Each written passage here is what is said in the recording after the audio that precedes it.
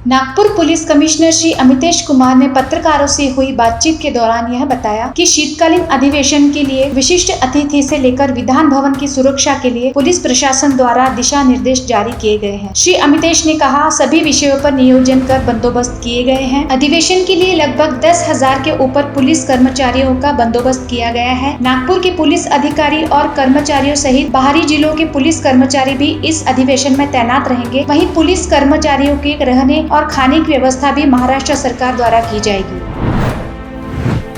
बंदोबस्त की विस्तृत उपाय योजना की गई है। वीआईपी सिक्योरिटी हो, विधान भवन का सुरक्षा या जहां पे रहने की ठिकान हो, सभी प्रकार के सभी विषयों पे पूरी तरीके से नियोजन करके बंदोबस्त डिप्लॉय किया गया है। एक टोटल अंदाजन 11,000 पुलिस अधिकारी कर्मचारी इस बंदोबस्त में रहेंगे।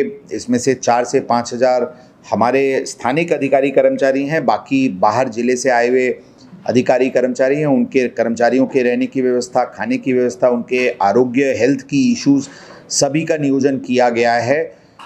वीआईपी सिक्योरिटी हो, रोड मूवमेंट हो, रहने की ठिकान हो, मोर्चा हो, सभी के लिए बंदोबस्त लगाया गया है। मोर्चा स्टार्टिंग पॉइंट्स पे, मोर्चा स्टॉपिंग पॉइंट्स पे पूरी तरीके से नियोजन की गई है। वाहतुक के विषय में ट्रैफिक के विषय में मैं विशेष तौर पे बताना चाहूँगा। धीरेन कन्या स्कूल के पास जो 23 सितंबर को फ्लड की सिचुएशन निर्माण हुई थी, उसकी वजह से जो पुल कोलैप्स हुआ है और कुछ और कैनाल रोड पे की कुछ कंस्ट्रक्शन वर्क, डेवलपमेंट वर्क और कहीं कहीं रिपेयर वर्क्स की वजह से थोड़ी सी ट्रैफिक की समस्या है, लेकिन हमने लोगों के लिए ऑल्टरनेट रूट्स की नियोजन की है। फॉर एग्जांपल, अगर किसी को नॉर्थ नागपुर से या मानकापुर, गिट्टी खदान, काटोल रोड इस तरफ से उनको वर्धा की तरफ या एयरपोर्ट की तरफ जाना है, तो आरबीआई चौक से अगर वो लेफ्ट टर्न लेके मोहिनी कॉम्प्लेक्स और वहाँ से जयस्तंभ चौक से राइट टर्न लेके मानस चौक, बुंजे चौक, मेहाडिया चौक और वहाँ से राहटे कॉलोनी होकर के अगर एयरपोर्ट की तरफ जाएं तो ये रास्ता हम ज़्यादा से ज़्यादा डिकंजेस्ट करके रखने की हमारी प्रयत्न है।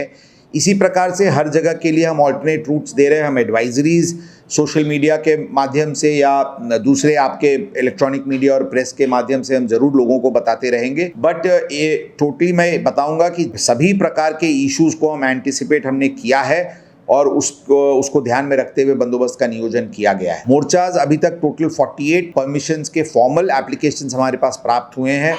70 से 75 और एप्लीकेशंस प्राप्त होने की चांसेस हैं। जो भी मोर्चाज हैं उनको परमिशन दी जा रही है, लेकिन योग्य कंडीशंस और रूट्स का उनके साथ चर्चा करके उसकी नियोजन की जा रही है। मुझे विश्वास है कि पूरा असेंबली सेशन का जो हमारा बंदोबस्त है ये शांति से और अच्छे तरीके से होगा। ऐसा किसी प्रकार का कोई थ्रेट नहीं है, लेकिन सर्टेनली असेंबली सेशन एक बहुत इम्पॉर्टेंट एक इवेंट है नागपुर का। बहुत सारे यहाँ पे एक्टिविटीज़ रहने वाली है, उसको ध्यान में रखते हुए किसी प्रकार की आपत्तिजनक घटना न हो, इसके लिए प्रतिबंधक उपाय योजना की जा रही है। और अगर कोई आपत्तिजनक घटना होती है तो उसको हैंडल करने के लिए, उसको इमीडिएटली न्यूट्रलाइज करने के लिए शहर पुलिस दल पूरी तरीके से सुसज्ज और तैयार है। लेटेस्ट अपडेट्स के लिए पावर ऑफ वन न्यूज को फॉलो कीजिए।